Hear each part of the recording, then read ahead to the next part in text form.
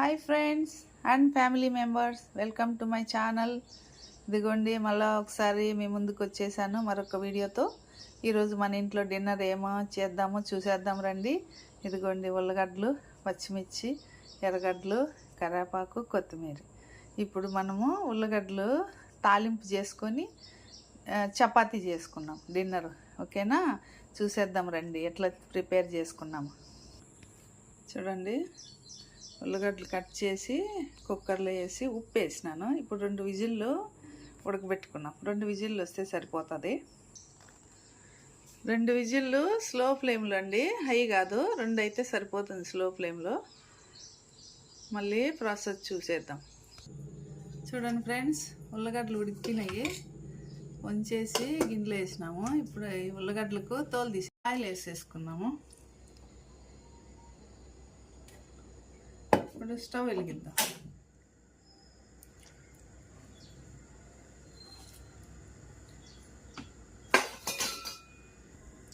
చూడండి friends, oil heat ఎక్కిపోయింది. ఇప్పుడు ఆవాలు వేసేద్దాం.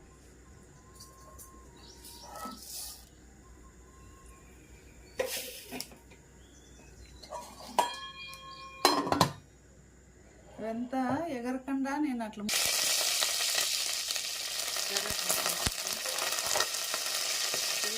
కట్ చేసి పెట్టుకున్న ఎర్రగడ్డలు, పచ్చిమిరపకాయలు.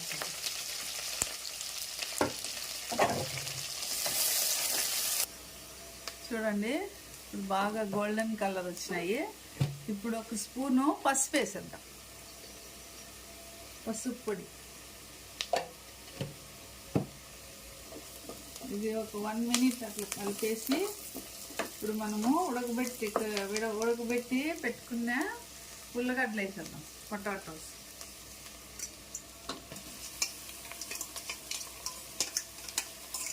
దీన్ని బాగా మ్యాష్ చేసేద్దాం.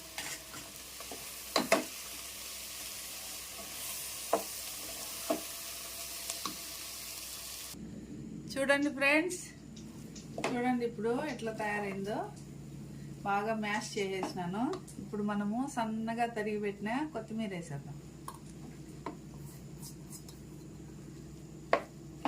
ఇప్పుడు అట్లే ఆల్రెడీ మనం ఉడకబెట్టేటప్పుడు వేసినాం కదా, ఇంకొంచెం ఉప్పు వేసేద్దాం. మళ్ళీ టేస్ట్కి తగ్గట్టు వేసుకో. చూడండి, 1 స్పూను మిరియాల పొడి. ఇప్పుడు ఇవన్నీ బాగా చపాతీకి కానీ పూరికి కానీ చాలా బాగుంటుంది. కొంచెం మీకు గ్రేవీ కావాలంటే కొంచెం హాట్ వాటర్ కూడా వేసుకోవచ్చు. చూడండి ఫ్రెండ్స్,